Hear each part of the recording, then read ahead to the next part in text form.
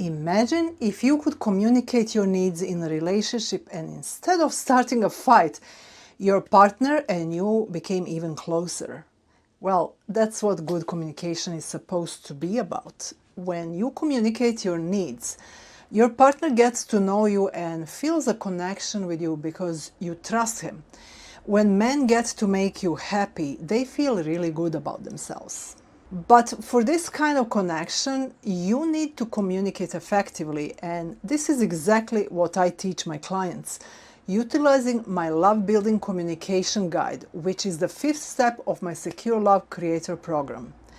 Women who implement these strategies report so much happiness because they can communicate with their partners without frustration. Their partners are shocked by how good communicators their girlfriends are, and my clients experience so much healing when they realize that they can express their needs and that their partners actually care. Unfortunately, anxious love seekers don't experience this because they hide their needs. They often feel ashamed that they have these needs, or they feel unworthy of their needs being met. Then they hope that their partner will just naturally guess what their needs are and thus prove these trauma beliefs about selves wrong. Many say statements like, "If I need to tell you, I don't need you to do it." This is not gonna work. Men are not your mom and you are not a newborn who can't express herself. Moreover, men are raised to express themselves assertively, so they expect you would do the same. What happens next? When their needs are not being met, anxious love seekers become angry. That's when they start communicating to their partners. This usually repels people because they sense that there is something unhealed deep down here. This kind of communication is often completely shocking to your new partner or exhausting or burdensome to your longer-term partner. Instead of assertively expressing your needs, you use generalizations such as "you always do such and such," "you never fill in the blank." Such and such and fill in the blank are the statements that come from your deep-rooted trauma beliefs about yourself, men, relationships, and the world. Naturally, your partner becomes defensive because he feels attacked by you.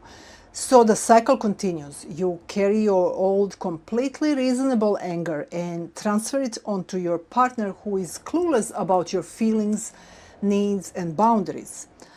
But fear not, I will explain how you can change all of this and communicate your needs with your partner in the ways that will bring you closer to your partner.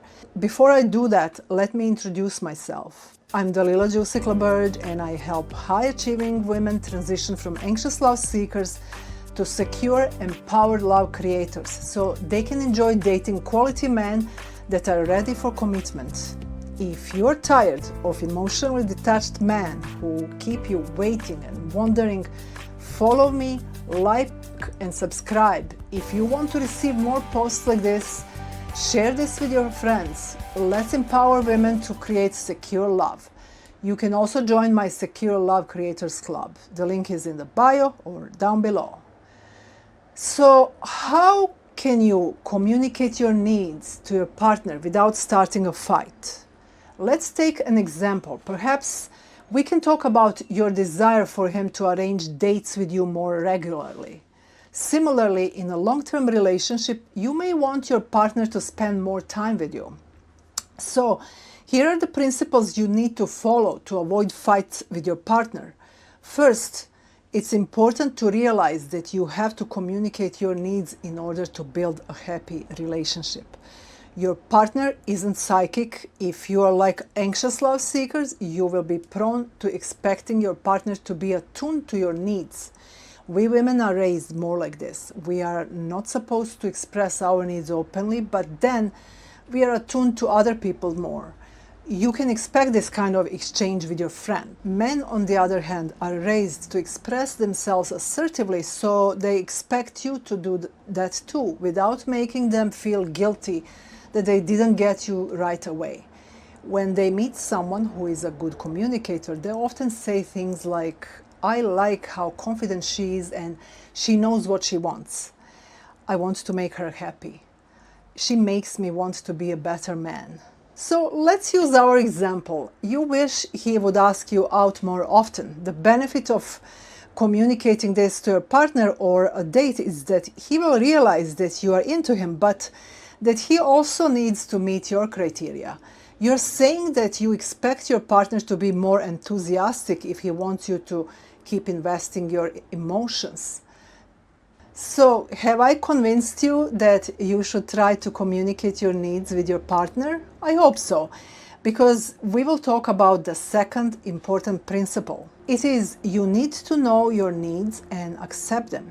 We identified that you want him to arrange more regular dates. There is nothing wrong with what you want in life, even if you are more demanding than other women. Embrace it. Don't be ashamed. Also, don't shame your partner for not just magically be on the same page with you. If you own it and express that you understand that you may have higher standards than other women, your partner will actually be a bit intrigued by this. He will feel honored that you are so confident, have high standards, and you chose him. Remember the statement, "She makes me want to be a better man." Of course, this is if he's your man and if he's into the same lifestyle as you are. It's not gonna work if your partner wants to herd sheep in Sicily and you want to have an enormous house in Beverly Hills. This is not a good match, and confident men will not abandon themselves. And you wouldn't be into him if he did that. This brings me to the third principle. You need to communicate with your partner from the premise that he's not your enemy, that he wants to make you happy. Instead of putting him down because you have unmet needs, you can position yourself as a beggar. No, you don't give your power away like this. You instead empower him. Only empowered people empower others. Think about it as asking for a favor from someone who doesn't owe you anything. Ultimately, nobody does. Once you embrace this notion, your exchange becomes much easier. Most partners are thrilled to meet your needs when you implement this strategy, and you really don't want someone to do this for you out of guilt. You deserve better. Let me illustrate this with a cute story from my childhood. When my younger brother and I get chocolate or something, I would finish mine very quickly and he would eat his slowly. So I would play the role of a beggar and address him as a king and beg for some chocolate. That worked really well for me. So you don't need to manipulate your partner the way I did my little brother, but you can just simply ask for what you need. There are various ways in which you can express your need for him to arrange more regular dates. Here are just some.